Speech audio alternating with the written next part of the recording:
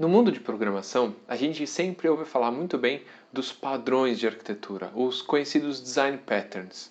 Nesse vídeo, a gente vai descobrir um pouquinho o que eles são de verdade.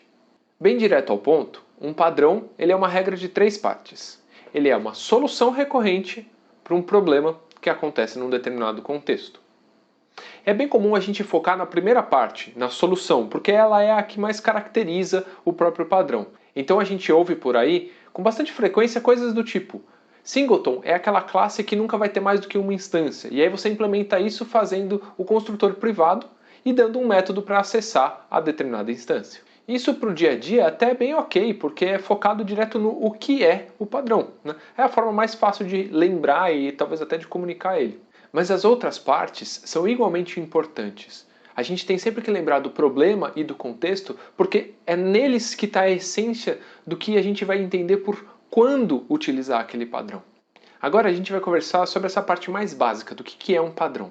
Mas no final do vídeo eu faço um gancho falando de umas coisas um pouco mais legais, especificamente sobre padrões de microserviços. Então segura aí até o final. Uma das referências mais clássicas sobre padrões é esse livro aqui, Design Patterns. Ele também é conhecido como o livro do Goff e ele traz uma série de padrões para a gente estudar. Os padrões desse livro estão divididos em 3 grandes categorias. Uma são os padrões criacionais, que provêm uma série de mecanismos para flexibilizar e aumentar a reutilização de código na hora de criar objetos dentro do nosso programa. A segunda categoria são dos padrões estruturais, que vão dar formas para a gente organizar grandes estruturas sem perder a flexibilidade e a eficiência. E a terceira categoria são os padrões comportamentais, que vão falar sobre como que a gente vai estruturar os algoritmos dentro do nosso programa e como que a gente vai fazer a distribuição das responsabilidades ao longo das diversas abstrações que a gente implementa. Esse livro ele tem diversos nomes que são bem conhecidos, como o Singleton, que eu comentei agora há pouco, mas também outros nomes, como Builder, como Iterator, como Decorator, nomes que você já ouviu falar provavelmente. Agora, eu aposto que os caras que escreveram esse livro, a pergunta que eles mais recebem é: como vocês criaram esses padrões?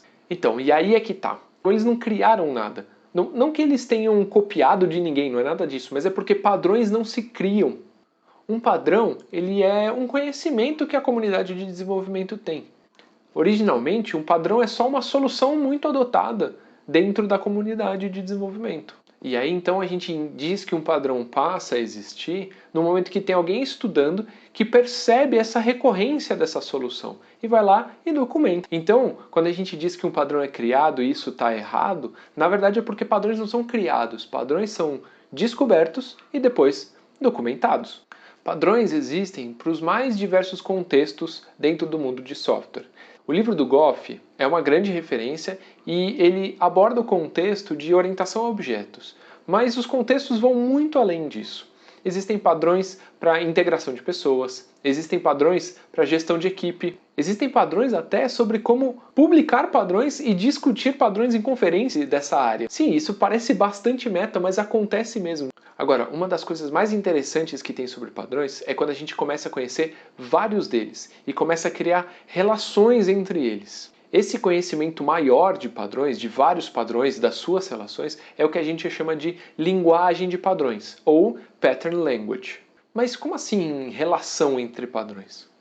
Bom, como eu falei no começo, um padrão ele é uma solução para um problema que acontece num determinado contexto. Daí a gente já começa a tirar um monte de possibilidade de relação entre os padrões. Dificilmente a gente encontra um problema que tem uma solução única. E, portanto, essas diversas soluções podem ser diversos padrões que resolvem o mesmo problema. Esses padrões, a gente relaciona a ele dizendo que eles são alternativos. Ou seja, são soluções alternativas para o mesmo problema.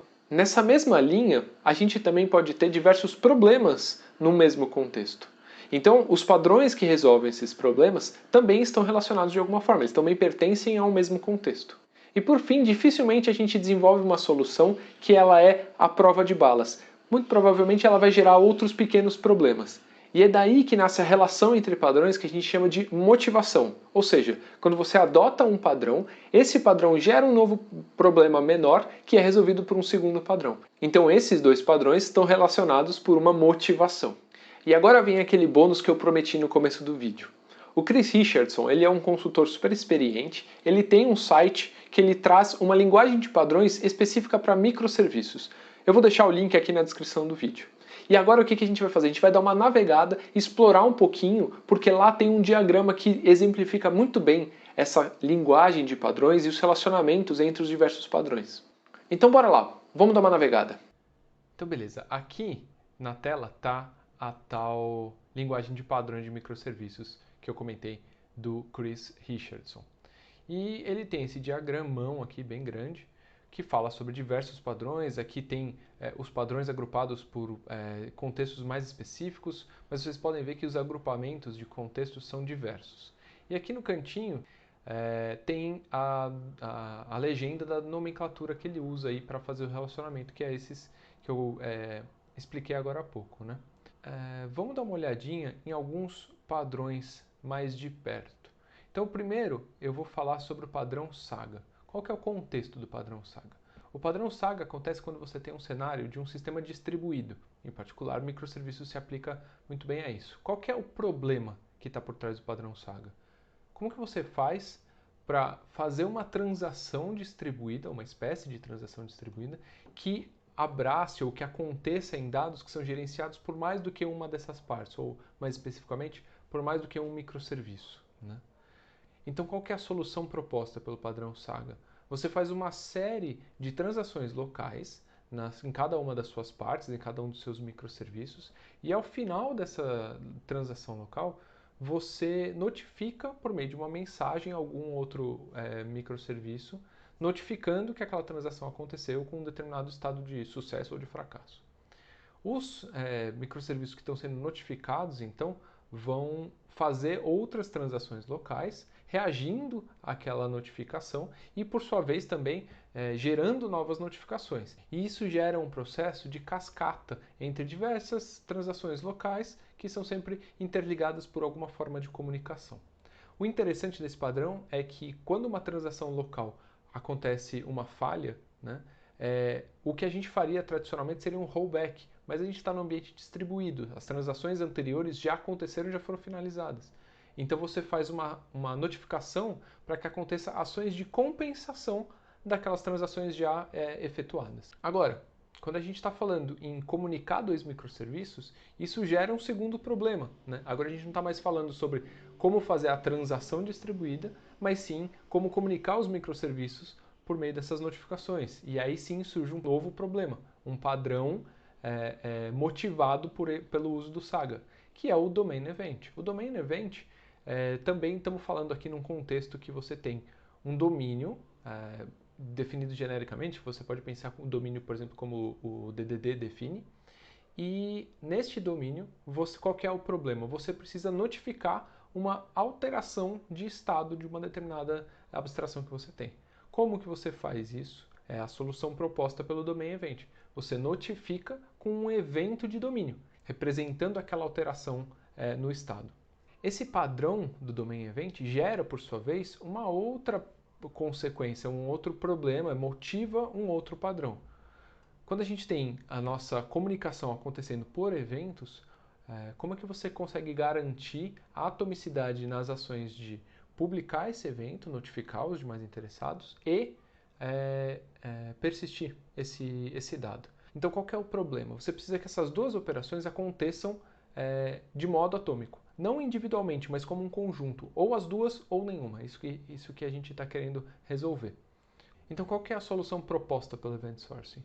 Você armazena o evento. Dessa forma, você está persistindo o seu dado, porque o evento é o seu dado, mas como é que você garante que ele vai notificar? Como é que as outras partes vão ficar sabendo? Então você persiste esse dado numa infraestrutura que seja capaz de notificar e receber manifestações de interesse por um determinado evento.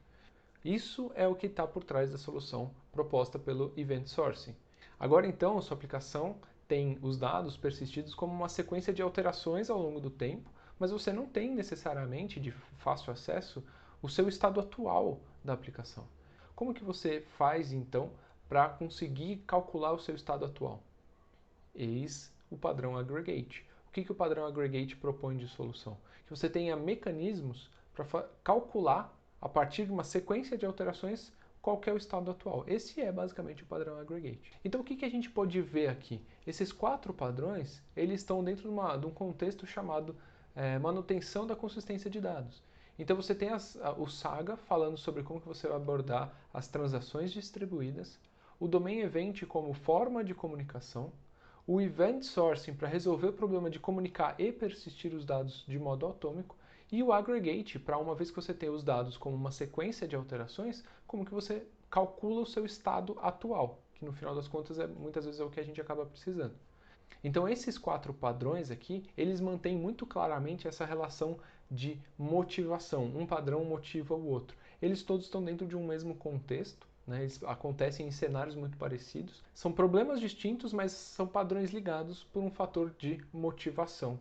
A bibliografia aqui da linguagem de padrões do Chris Richardson, ela é bastante extensa, ela abrange diversas preocupações, tanto que vocês podem ver aqui tem diversos agrupamentos, grupos e subgrupos de padrões, diversas relações como padrões alternativos. Só para citar um aqui, né? O Event Sourcing, o mesmo problema pode ser resolvido por meio de um Transactional Outbox. Que é justamente essa questão de como que você persiste e notifica os seus interessados naquele evento, né? Então o Event Sourcing faz dessa forma que eu explorei. Depois, se vocês quiserem, abram aqui o Transactional Outbox. Vocês vão ver, é o mesmo problema com uma solução alternativa. Então o Chris até manifestou isso aqui por meio de uma setinha tracejada. Tá certo? Existem diversos outros padrões, eu encorajo que vocês deem uma explorada e a partir dessa exploração vocês possam dominar um pouco mais essa noção do que é um padrão. Vocês vão ver que o Chris ele faz isso de uma maneira bastante objetiva, qual que é o contexto, qual que é o problema, qual é a solução, entre outros aspectos também igualmente relevantes, mas não tão essenciais para a definição de um padrão. E, além disso, tem essa visualização da linguagem de padrões de uma maneira muito prática. Então, que isso também possa facilitar aí a compreensão de outras linguagens de padrão para outros contextos, outros domínios, além especificamente do de microserviços. Então, se você gostou do vídeo, eu peço que você deixe o seu like, se inscreva no canal porque provavelmente tem mais conteúdo vindo por aí, dá um trabalho legal aqui de produzir os vídeos, mas ter o feedback de vocês é super bacana. Então, deixe um comentário também falando um pouco do que você achou, se você continuou com algumas dúvidas, ou se você tem alguma outra ideia que possa ser abordada aqui no canal. Então, até um próximo vídeo.